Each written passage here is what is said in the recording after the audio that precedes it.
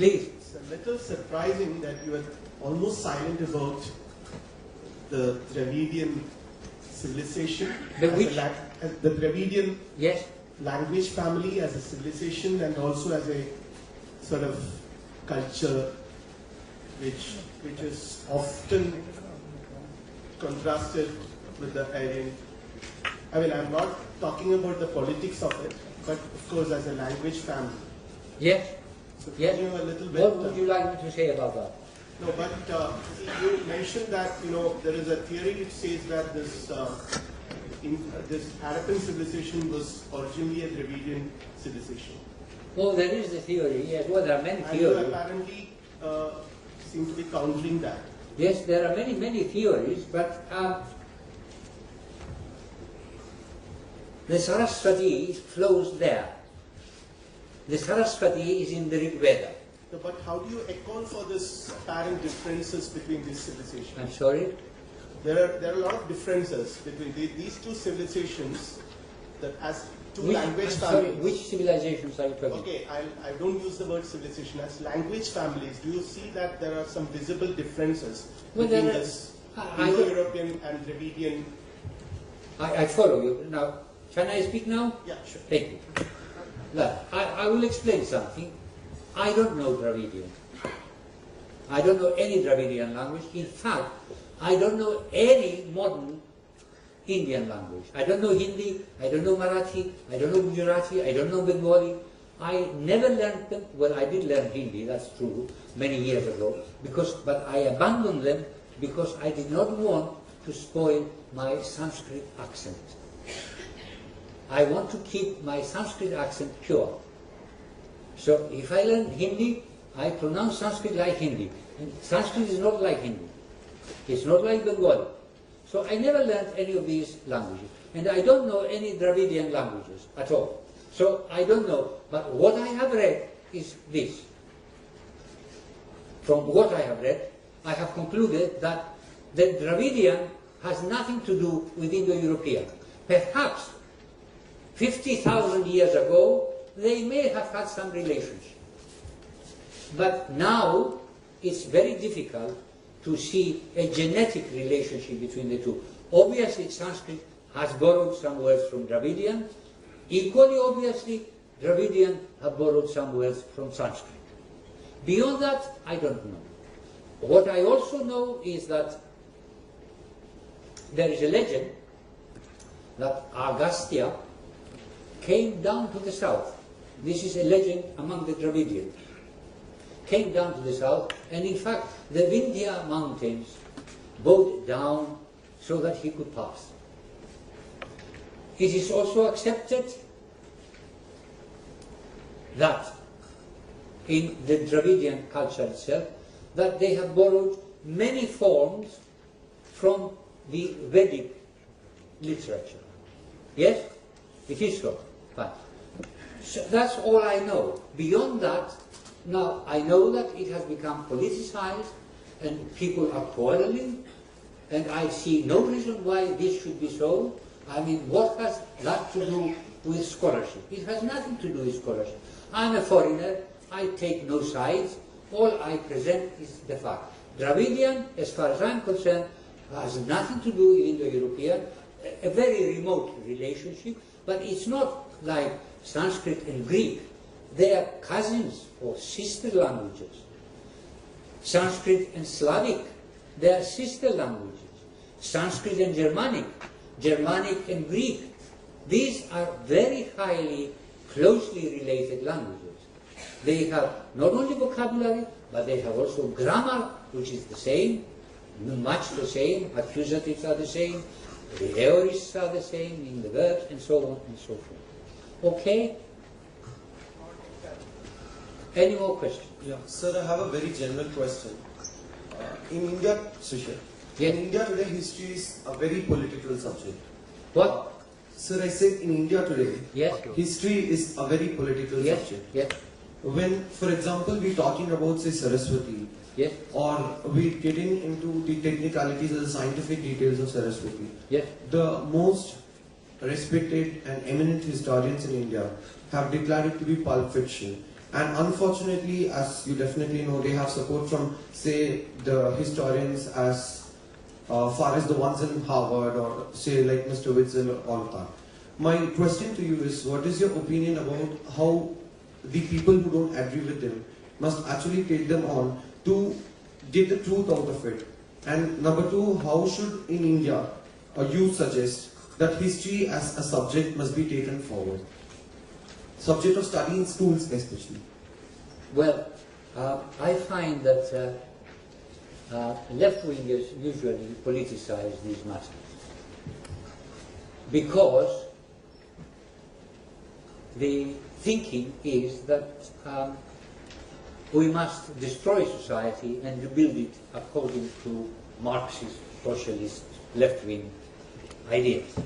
They haven't caught on to the simple fact yet that the socialist regime in Russia collapsed completely, as well as in all other socialist countries. It's still maintained in China, but Chinese have opened out capitalism. They are no longer a pure socialist country. Why, if they accept that there was really a Vedic people indigenous to Sapta Sindhu, then their claims about the castes, and they're trying to rouse up the castes against the present political system, would collapse. But at the moment they've got a hold onto that. It gives them a good excuse. It's not up to me to tell you how to pursue your history. Now, to say that Witzel doesn't accept the work of archaeologists and geologists proves only that Witzel is not in his right mind. It doesn't prove that the archaeologists and the geologists are wrong, because there has been done tremendous work. I would suggest once more, read Danino's book. It brings all the facts together. Historians don't accept it. Well, who cares about what historians accept or don't accept? It's not their job to tell us whether there was a geological phenomenon called Saraswati. This is for the geologists and for the anthropologists and for the archaeologists to tell us. So I turn to them.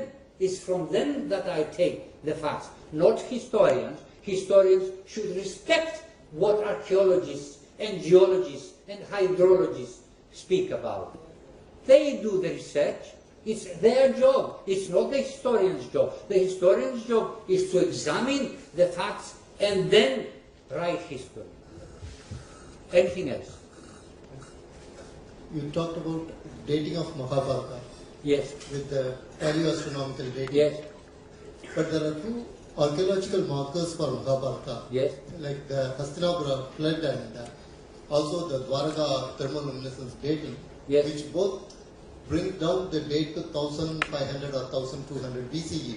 Whereas the paleoastronomical dating is actually ambiguous. Yes. Not a very hard... I mentioned that. I did say that Acharya's dating should be re-examined. I mentioned Iyengar, who objects to that. Both Acharya, Narahari Acharya, and Iyengar are very close friends of mine. And I don't know what to make of them. I'm going to, shortly we're going to launch a new journal on Vedic studies, and I'm going to invite, I shall be the chief editor, and I shall invite them both and other scientists to write about these things and confront one another to see where the truth lies. Okay? This gentleman here and then the other gentleman. You mentioned the collapse of Aryan invasion theory. Now there is a reverse of it. There is a theory, Aryan immigration from India. Do you have anything to say? Sorry? Aryan migration from India? Yes, Aryan immigration from India to outside. Well, it's going on. There's a reverse of it. There's a theory going on for a long time. Do you have anything to say on this? Yes, I have, yes. from India to outside. Yes. It's happening now. I mean, there are thousands of Indians in the United States, in the United Kingdom.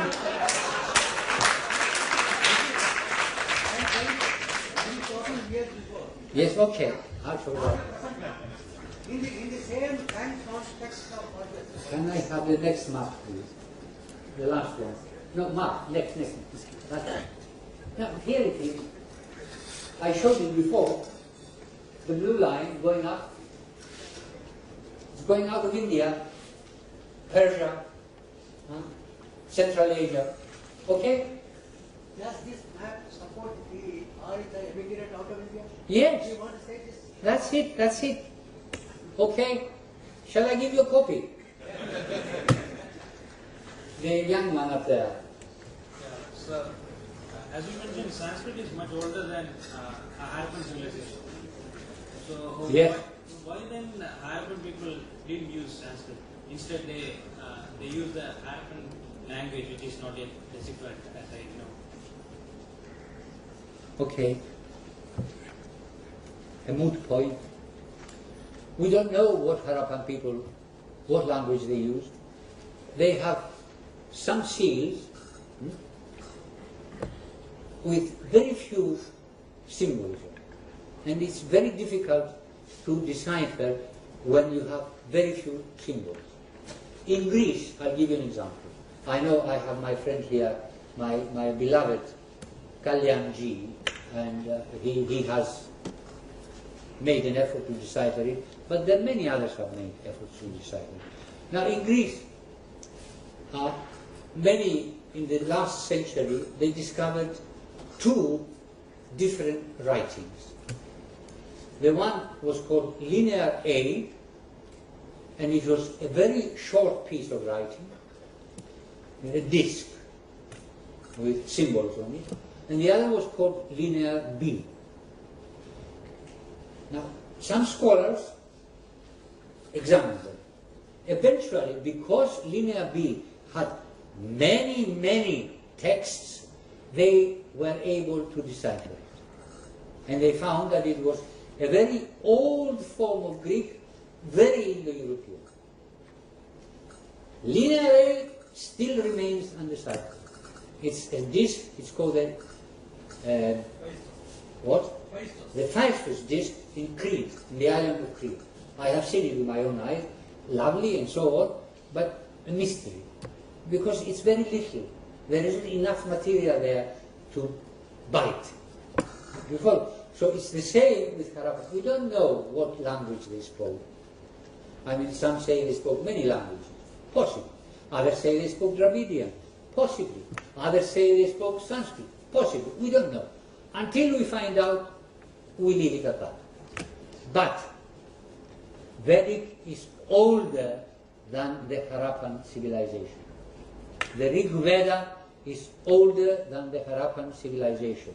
And I thought I demonstrated it before. It doesn't know Ishtaka, the building material of the Harappan civilization. If it was after that, or if it was contemporary, it would have mentioned at least once, as Yajurveda does, as the Brahmanas do. Do you follow? Okay. Sir, I will allow one more question, then we must pass on to somebody else. Yes. when you think that Sanskrit is such a quite perfect language, why did Harappans go for another language? Or is it that the Harappans use the Sanskrit in a different script? We don't know what the Harappans spoke. How many times must I say that? Oh yeah.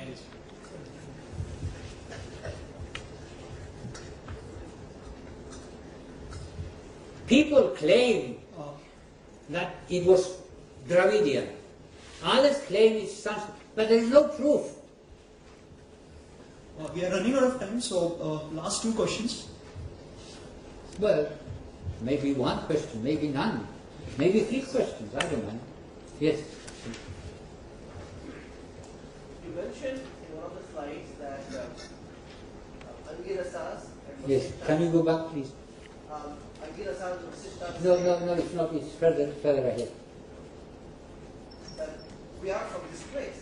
Our ancestors were from this land. Right? So that was one proof.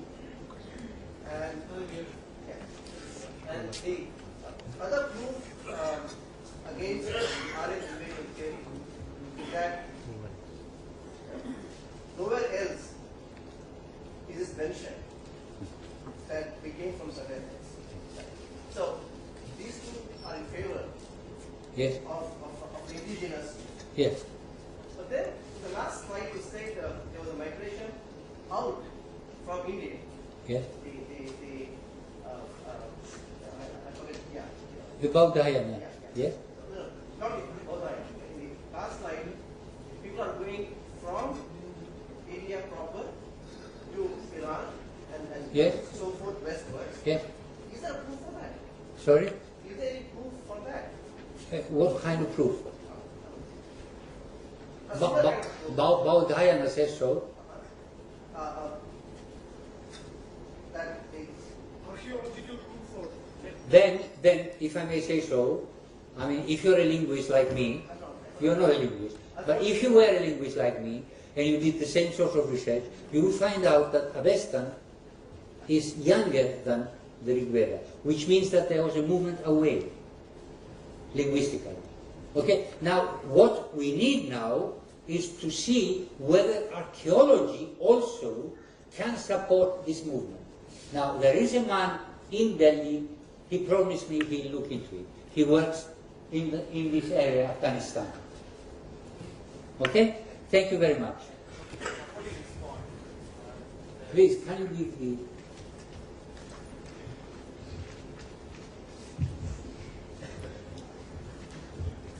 Can we take the archaeological excavations happened in Arkain?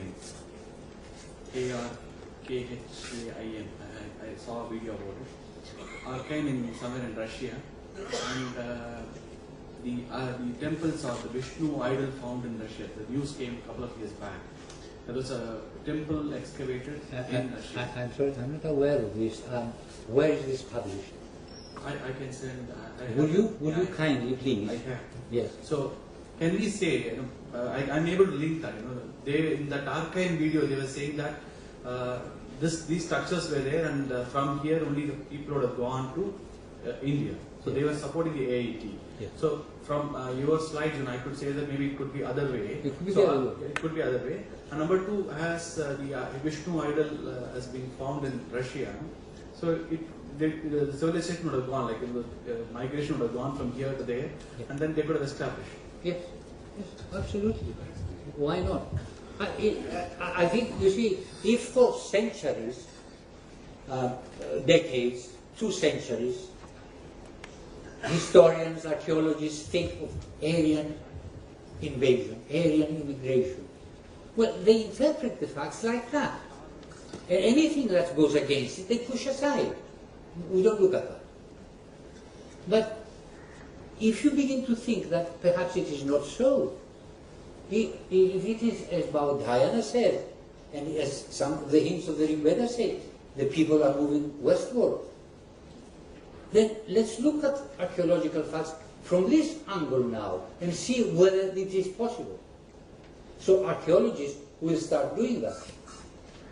I have a lot of influence with Indian archaeologists. I know lots of them, and I shall push them to look into that. Excuse me. This side. See, in our Panchanga, we always have a... Please hold it closer. Close.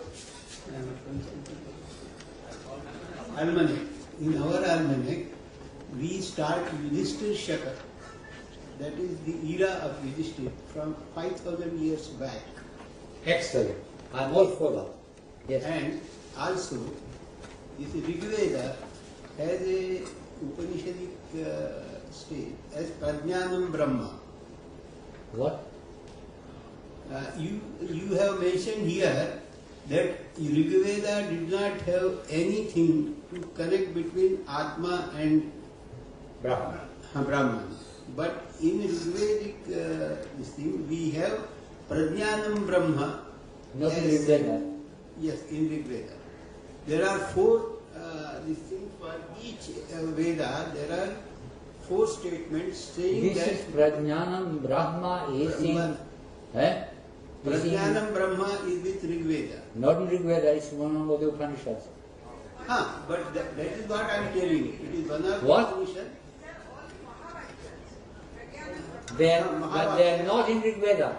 But there are, it is said as from Rigveda. Please. Then also there are Upanishads connected to Rigveda. Well, there are Upanishads connected to Rigveda, but these are later And compilations. most of the Upanishads are telling about connection between Atma and... I take your point. Thank you very much. But it is not Please, correct. I would like to tell you that kindly look into this. I have looked into it. For years I am looking into it. Now I have got Professor Dash here who will support me, and I have a lady further back who also supports me. So I suggest, perhaps with the help of Professor Dash, you can look into it. Good. Sir, I have a very quick question. Yes. Your dates seem to suggest place Rigveda somewhere around 3500 to 4000 BCE, yes, or earlier. I would put Rigveda before 4000. Okay. Yeah. Right around that time, there was a thriving. There was a thriving civilization in Egypt, and there is massive archaeological evidence. It's later. There's some structures that are dated to earlier than. I know there is controversy around that, but the fact that people were living and in some urbanized fashion. Okay, finish. My only question is, are there any cross-references, or is it even appropriate to look for cross-references? Egyptian civilization as such begins just after 3000.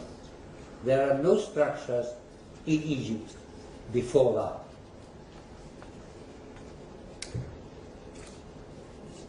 The first writing begins just before, just at about that date, but the first texts in mass are found in the pyramids from around 2400.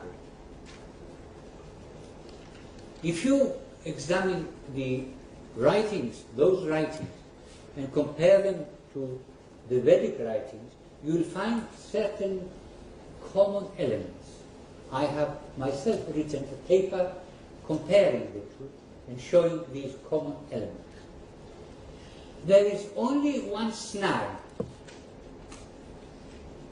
Vedic people could not have borrowed from Egypt because these elements are also apparent in other Indo-European cultures. There is the sun boat. Ra, the god Ra, floats in his sun boat up in the sky. Okay?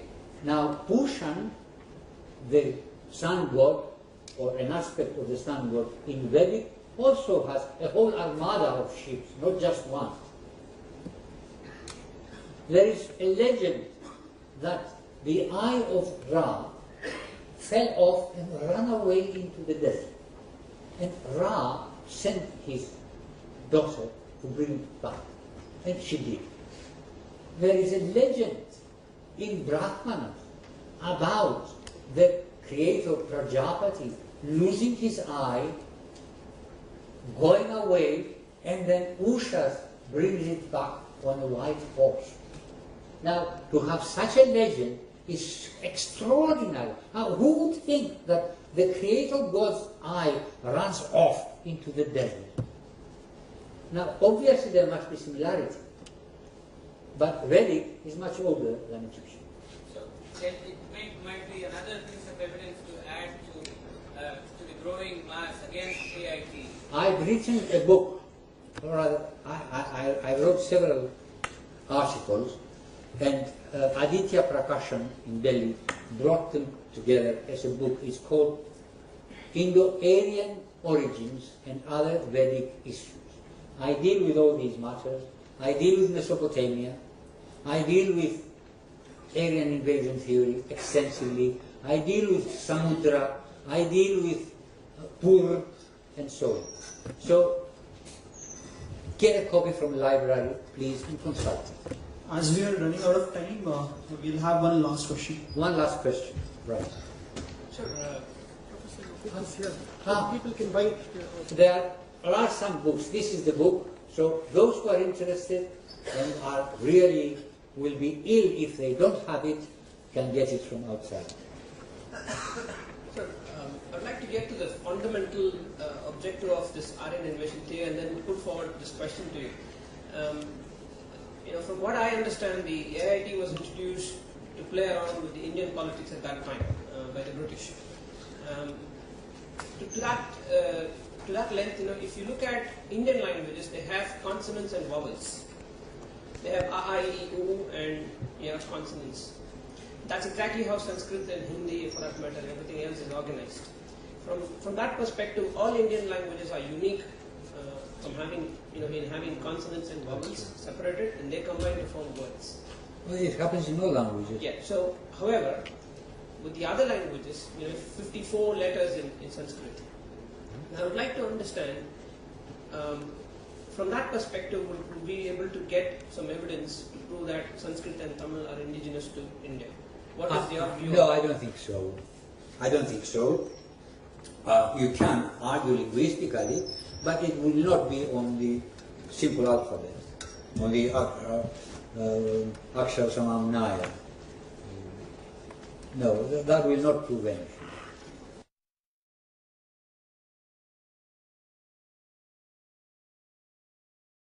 The Dravidian has nothing to do with Indo-European. Perhaps 50,000 years ago, they may have had some relationship. But now, it's very difficult to see a genetic relationship between the two. Obviously, Sanskrit has borrowed some words from Dravidian. Equally obviously, Dravidian have borrowed some words from Sanskrit. Beyond that, I don't know. What I also know is that there is a legend that August, please. It's a little surprising that you are almost silent about the Dravidian civilization. The which? The Dravidian Yes. language family as a civilization and also as a sort of culture which is often contrasted with the Aryan. I mean, I'm not talking about the politics of it, but of course as a language family. Yes. So Yes. can you a little bit, What would you like me to say about that? No, but you mentioned that as two Which, language sorry, families. which civilizations are you talking about? Okay, I don't use the word civilization. As language families, do you see that there are some visible differences between this Indo-European and Dravidian? I follow you. Now, can I speak now? Yeah, sure. Thank you. Look, I will explain something. I don't know Dravidian. I don't know any Dravidian language. In fact, I don't know any modern Indian language. I don't know Hindi, I don't know Marathi, I don't know Gujarati, I don't know Bengali. I never learned them. That, there is a theory which says that this Harappan civilization was originally a Dravidian civilization.